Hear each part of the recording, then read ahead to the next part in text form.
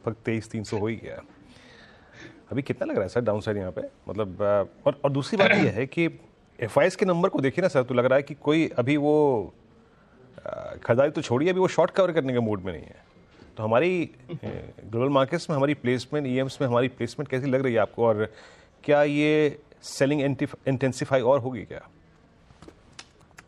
Veeru, good morning. देखिए, Nifty के स्तर कौन से मुमकिन है, कब तक मुमकिन है, ये तो इसमें तो आप माहिर हैं।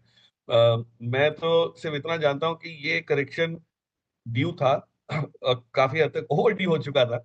और जो समझदार इन्वेस्टर्स हैं उनको एक चीज वापस समझ आएगी कि पेशेंटली अगर आप वेट करते हैं माहौल ठीक होने में, तो आपको अपॉर्चुनिटी बाइंग की जो मिलती है वो एक इसमें, जिसको कहते हैं ना, वो the silver lining is that कि भाई महंगी हो गई थी चीजें, पी मल्टीपल एक्सपेंशन हो रहा था, कंपनीज को ऑर्डर अच्छे हैं, ग्रोथ है, लेकिन ग्रोथ कायम करने के लिए, हासिल करने के लिए समय देना पड़ता है।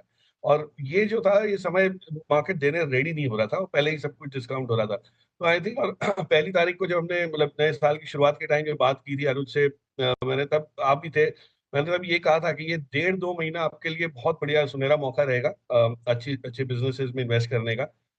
इमर्जिंग मार्केट्स में हमारी हमेशा परिस्थिति अच्छी रहेगी, वो तो उस पर डाउट नहीं है, लेकिन इमर्जिंग मार्केट से जो फ्लो आउटफ्लो है, और वो क्यों है कि आप देखिए डॉलर के सामने हम लोग, जो जो रुपया वीक हुआ है, एफआई को वहीं इतना आर्बिट्राज मिल रहा है। अगर वो डॉलर में चले जाए वापस, तो वहीं उनको 4-5% का एडवांटेज हो जाता है। और 20 तारीख के बाद जब नए एडमिनिस्ट्रेशन के ऐलान, पॉलिसी के ऐलान होंगे, उसके बाद एक समझ आएगी मार्केट को कि कौन सी कंपनी, कौन सी देशों को फायदा है, कौन सी कंपनीज को फायदा है, सेक्टर्स को फायदा है। तो उस तक मुझे लगता है कि पैसा सिर्फ जाएगा वापस यूएस यहाँ से, तो इंटेंसिफाई हो सकती है। आई एम क्वाइट वो दिस थिंग कि भाई ये एफआई का आउटफ्लो जो है ये शायद और गहरा हो सकता है। सामने डोमेस्टिक बाइंग जो आ रही है या आती है, वो भी थोड़ी सी थम जाएगी, क्योंकि अनसर्टेनिटी है। वो म्यूचुअल फंड को ये तो जरूरी है नहीं कि रोज जब एफआई एग्जिट करते हैं तब लेना ही लेना। आपके पास अपॉर्चुनिटी आ रही है, और कितना सारा पेपर नया ऐड हुआ है पिछले 1.5-2 महीने में आईपीओ के जरिए, तो वो काफी हद तक लिक्विडिटी वहां भी अच्छी खासी अब्जॉर्ब हुई है। तो आई वुड बिलीव मार्केट देगा आपको मौके, लेने वालों के लिए, लॉन्ग टर्म फंडामेंटली जो लेने की वैल्यू ढूंढते हैं उनके लिए तो बहुत बढ़िया मौके मिल जाएंगे। ये आईटी में दिख रहा है क्या प्रकाश सर? टीसीएस को देख के कुछ समझ में आया क्या कि आउटलुक सुधर गया है, हालात पटरी पे आ गए हैं, या वैसे ही कंफ्यूजन में छोड़ गया है?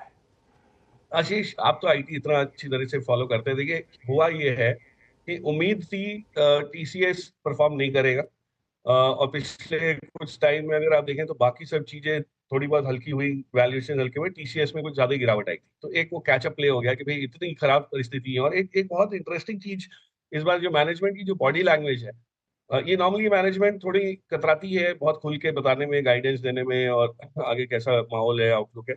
लेकिन इस बार एक कॉन्फिडेंस अलग टाइप का इनका है। ऑफकोर्स आंकड़ों में तब्दील नहीं हुई है ये चीज, उन्होंने कोई इस टाइप के आंकड़े नहीं हमारे पास छोड़े कि कुछ आप उस पर एनालिसिस कर सके, लेकिन जो बॉडी लैंग्वेज है और कोविड लोज पे जो प्रोफाइल थी ग्रोथ की या मार्जिन की, वो वापस आई हुई है। तो आप ये सोचिए कि अब यहाँ से अगर कुछ हो सकता है तो सुधार ही हो सकता है।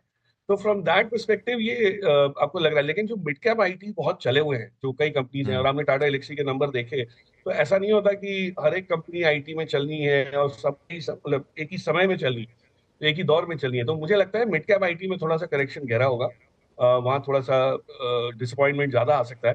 बट लार्ज कैप आईटी मोर और less has price that in. तो यहाँ से 20 तारीख के बाद अगर कोई आपके इमिग्रेशन रूल्स को लेके, पॉलिसी को लेके, H1B को लेके जो कुछ अगर वो रिस्ट्रिक्शंस नहीं आते, तो एक वापस एक नया दौर शुरू होगा। बट फिलहाल आई थिंक ये थोड़ा सा ओवर एक्साइटमेंट है कि बाकी सब आईटी कंपनीज में भी बाइंग आ रही। टीसीएस मैं समझ सकता हूँ, एक एक जस्टिफिकेशन कहीं ना कहीं है उसमें, बट बाकी कंपनीज को लेना कोई आज जरूरी नहीं है। आप वेट कर लीजिए, या तो नतीजों का वेट कीजिए, या 20 तारीख या 30 तारीख के बाद जो खरीदना है वो खरीदिए। अच्छा प्रकाश सर, जाते जाते एक आखिरी सवाल। अभी वो ज्योति सर बोल रहे थे कि आरबीआई की तरफ से भी पुश, लिक्विडिटी इनहैंस करने के लिए 50 बिप्स सीआरआर में कटौती वगैरह हुई थी। सब मान के चल रहे हैं फरवरी में एक बार बजट निकलेगा, आरबीआई शायद दरों में कटौती करता हुआ नजर आए। ये गिवन है क्या? जिस तरह की रुपए की चाल है, जिस तरह से सबको लग रहा है इन्फ्लेशन का सरदर्द ग्लोबली लौट रहा है, और ट्रम्प साहब का सरदर्द तो एड ऑन है ही है, ये हो सकता है ना कि आरबीआई कट की जगह शायद वापस पॉज की तरफ बढ़ जाए, वहां पे समीकरण देखते हुए?